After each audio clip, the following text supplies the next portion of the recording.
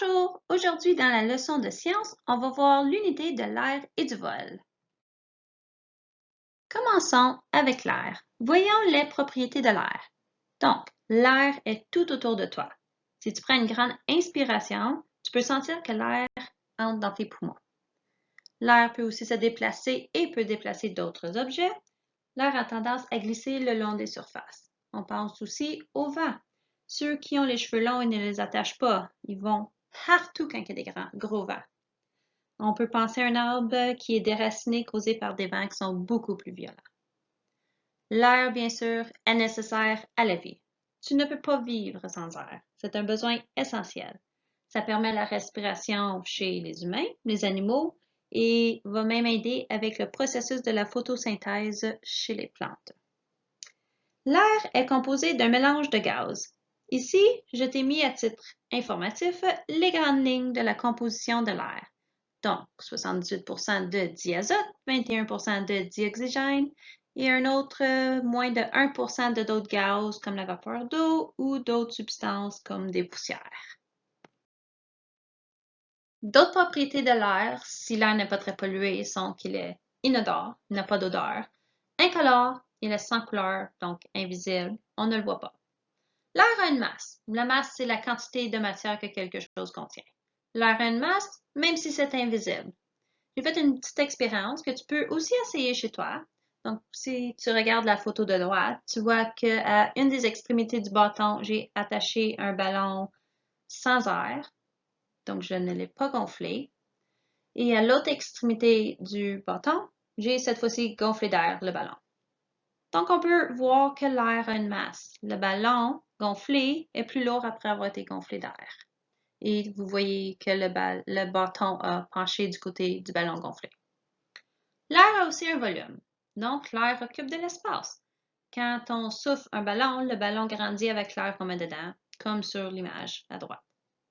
On peut aussi prendre un sac puis souffler dedans, puis on va voir que l'air va prendre la place parce que ça remplit le sac. L'air a une pression. Donc, l'air exerce une force sur tout ce qui se trouve sur Terre. On peut sentir la pression qu'exerce l'air sur toute surface. L'air ici est plus dense, plus près qu'on est du sol. Donc, près du sol, l'air exerce une plus grande force sur toi et la Terre exerce une plus grande force gravitationnelle. On a vu ça dans l'unité de l'espace. Donc, plus on monte en altitude, en hauteur, plus la pression de l'air est réduite. Donc, il n'y a pas d'atmosphère dans l'espace. C'est pour cela que les astronautes portent des combinaisons spéciales avec des bonbonnes d'air pour pouvoir respirer. Il n'y a pas de gravité. Ce manque de gravité ou, comme on a vu, l'effet de la force gravitationnelle de la Terre permet aux astronautes de flotter dans l'espace. C'est pour cela qu'on dit que l'air est plus dense plus près du sol, car l'air devient de plus en plus rare le plus qu'on monte en altitude. L'air peut être comprimé. Donc, ici, j'ai mis l'exemple de bonbonnes de plongée, mais aussi l'exemple des astronautes avec leurs bonbonnes d'air. Même dans ta maison, il y a certains produits pour cheveux ou de purificateurs d'air que tu peux trouver. Puis en lisant le contenant, où il y a même une petite image, ça va être écrit contenu est sous pression. Donc, on a mis un gaz qui a été comprimé et qui occupe le petit espace dans le petit contenant que vous avez. Donc, ça aussi, ça va être écrit qu'il faut faire attention de ne pas le percer ou le chauffer parce que ça peut exploser. Donc, très dangereux. L'air a aussi une température. L'été, on peut sentir une petite brise tiède sur notre peau ou l'hiver, sur notre visage, on sent la petite brise glaciale. L'air est l'élément du feu. Donc, s'il n'y a pas d'air, une flamme va s'éteindre. Par exemple, si on prend une bougie allumée et qu'on met un verre par-dessus, la flamme va s'éteindre parce qu'il va manquer d'air. L'air chaud se dilate, donc va prendre de l'expansion, et l'air froid se contracte, donc va prendre moins d'espace. On peut voir dans l'image ci-dessous, le AB, que lorsqu'on a une bouteille avec un ballon attaché à son goulot, qu'on met cette bouteille dans de l'eau chaude, l'air va se réchauffer dans la bouteille et va se dilater et pénétrer dans le ballon pour le faire gonfler. Si on replace cette même bouteille mais dans de l'eau froide, le ballon va se dégonfler parce que l'air va se rafraîchir et va donc occuper moins d'espace. L'air chaud monte.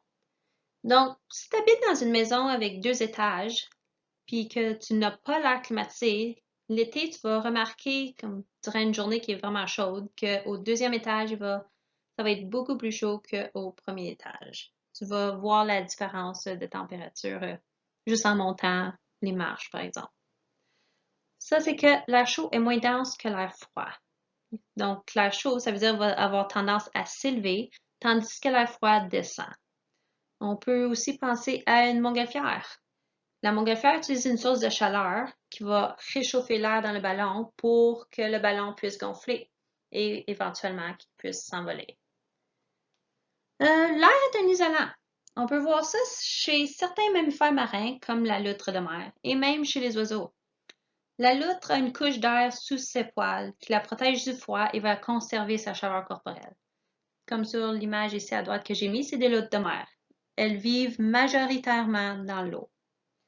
Donc, ça va être très important pour elles d'avoir la barrière d'air, comme la couche d'air sous ses poils, c'est ça qui crée la barrière entre l'eau et sa peau.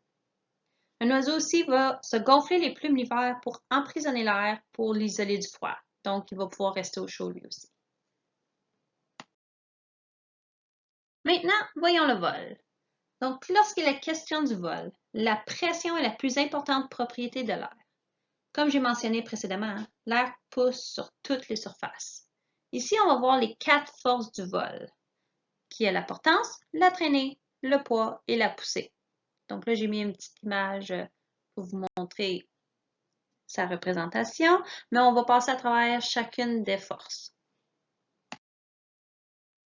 La portance. La portance va permettre le vol. Elle aide donc l'avion à surmonter son poids pour lui permettre de monter dans les airs et d'y rester. Donc, la force de portance doit être plus grande que la gravité, donc son poids, pour que l'avion vole. Ce sont surtout la forme des ailes qui va créer la portance pour les avions. L'image de droite est une image d'une aile d'avion. L'air qui se déplace au-dessus de l'aile va être plus vite que l'air qui passe en dessous de l'aile.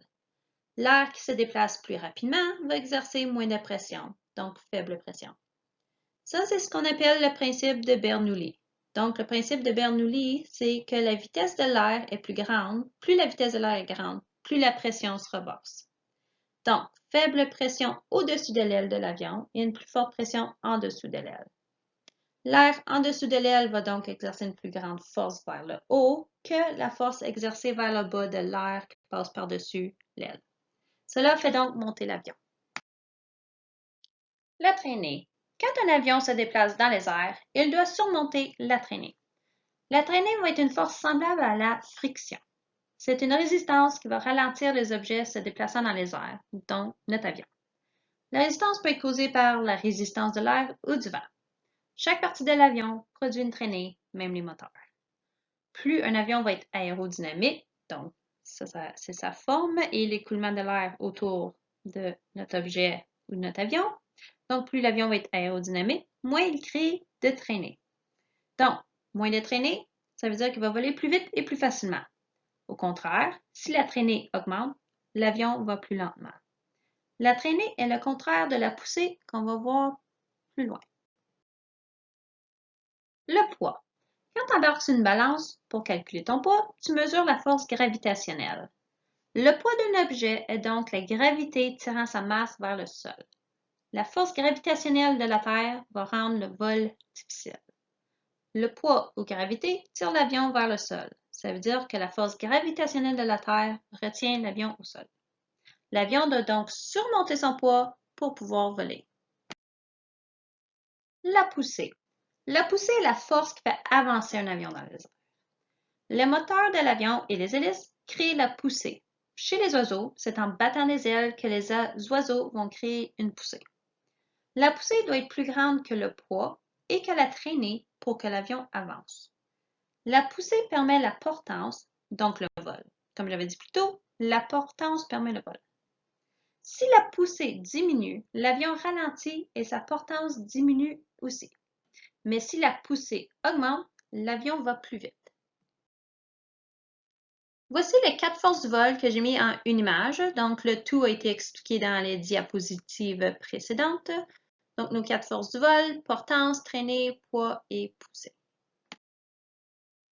Maintenant, avec tout ce que tu viens d'apprendre sur le vol, J'aimerais que tu fabriques ton propre avion avec des matériaux recyclés que tu vas trouver chez toi, dans ton bac de recyclage. Toutes les instructions pour ce petit projet sont dans le document que Madame Anne-Catherine vous a partagé. Bonne création!